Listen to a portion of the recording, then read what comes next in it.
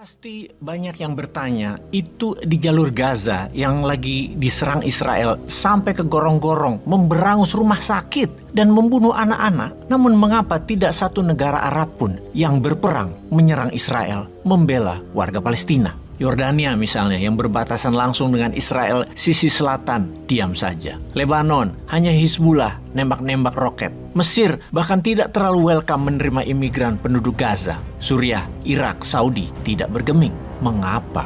Takut sama Amerika, takut sama sekutu, takut sama Israel. Bahkan atas nama agama ada 53 negara Islam di dunia hanya bisa menghimbau juga. Tidak ada satu tindakan yang konkret yang bisa menyetop Israel membantai Gaza. Bahkan negara lain di dunia bukan atas nama agama, namun atas nama kemanusiaan. Teriak-teriak jutaan manusia berdemo di jalan untuk Israel menghentikan serangannya. Israel tetap pongah dan terus membantai. Ada apa dengan dunia ini? Bahkan yang parah lagi, karena mau pilpres atau pemilu, maka para pejabat pun demi membangun simpati para voternya, mau loh memakai selendang Palestina, pakai ikat kepala Palestina, bendera Palestina, juga hanya bisa menghimbau, plus minta sumbangan. Kita bertanya, apa solusi lain yang lebih konkret?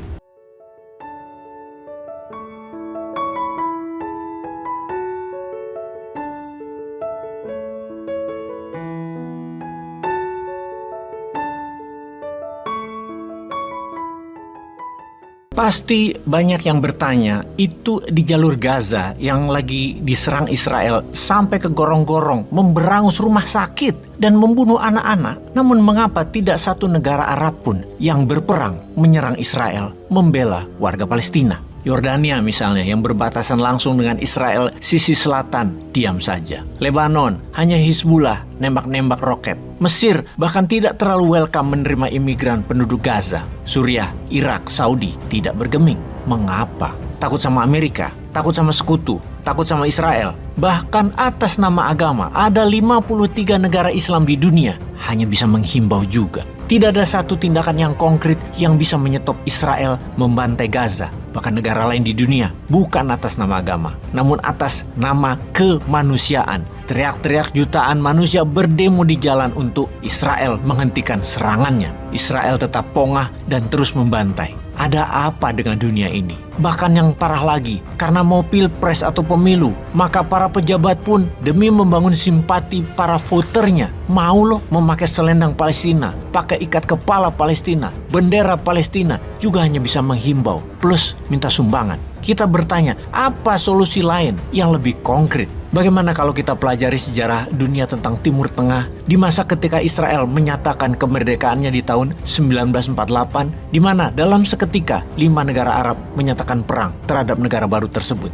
5 negara Arab bukan menyatakan perang saja namun menyerbu Israel, yaitu Mesir, Yordania, Irak, Suriah, dan Lebanon. Serangan tersebut tidak terkoordinasi dengan rapi, berantakan, senjata terbatas, suplai logistik tidak siap. Di sisi Israel, mereka sangat bersemangat dan berani. Inilah masa yang mereka impikan selama ini, yang tidak akan mereka lepas dengan mudah, sampai mati pun dipertahankan. Israel bertempur atas nama eksistensi mereka. Di tahun 1949, Zionis menang perang dengan 5 negara Arab tersebut. Dengan perang tersebut, Israel bukan hanya menguasai 55% wilayah Palestina, namun setelah perang tersebut, wilayah Israel menjadi 77%. Jadi setelah perang tersebut, wilayahnya menjadi 3 bagian, yaitu jalur Gaza dipegang Mesir, West Bank tepi barat dikuasai Yordan, dan sisanya Israel. Sampai sejauh ini, yaitu periode setelah perang 1949 tersebut, belum ada yang namanya negara Palestina. Warga asli Palestina ketika itu kurang lebih 800 ribuan jiwa berantakan tinggal di mana-mana di 3 wilayah tersebut, yang terbanyak di wilayah Gaza dan West Bank. Peristiwa tersebut dijuluki Nakbah.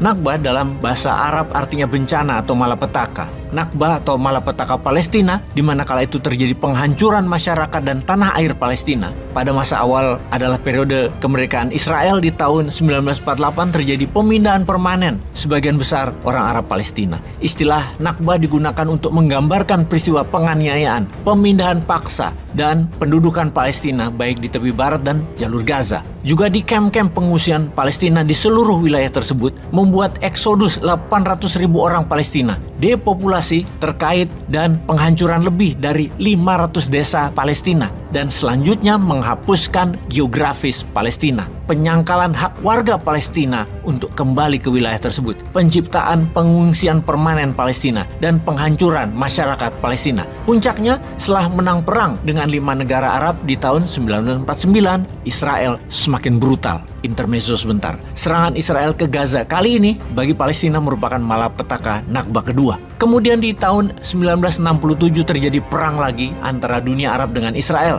Perang 6 hari itu dimenangkan lagi oleh Israel. Israel mendapatkan 3 wilayah, yaitu Semenanjung Sinai, jalur Gaza dan West Bank, juga Golan Heights. Kemudian hari Semenanjung Sinai dikembalikan ke Mesir. Juga Israel mengadakan perundingan dengan Yordania untuk perbatasan wilayah keduanya. Lah terus warga Palestina penduduk asli kemana? Mereka menjadi tinggal bersama di wilayah tersebut, yaitu di jalur Gaza dan West Bank. Namun secara militer, kepolisian, keamanan, pertahanan dikendalikan penuh oleh Israel. Bahkan kalau sekarang bukan hanya dikendalikan, namun Gaza lagi dihancurkan. Full blown war. Kemudian terjadi pernyataan dari pihak Palestina bahwa mereka mau wilayahnya atau wilayah Palestina itu seperti sebelum perang tahun 1967. Seluruh wilayah Gaza, West Bank, dan sisi timur, Yerusalem. Usulan itu ditolak Israel karena banyak penduduk Israel tinggal di West Bank. Permukiman Yahudi sudah di mana-mana di West Bank, di wilayah orang kaya, distrik bisnis, dan banyak lagi wilayah penduduk Yahudi di dalam kota West Bank. Usulan Palestina ditolak Israel karena demografi penduduk sudah berbeda, tidak seperti tahun 1967 ke belakang. Kebijakan Israel sekarang berubah, di mana seluruh orang Yahudi, diaspora dimanapun, segera bisa jadi warga Israel, dan hal ini memerlukan lahan wilayah tinggal buat mereka.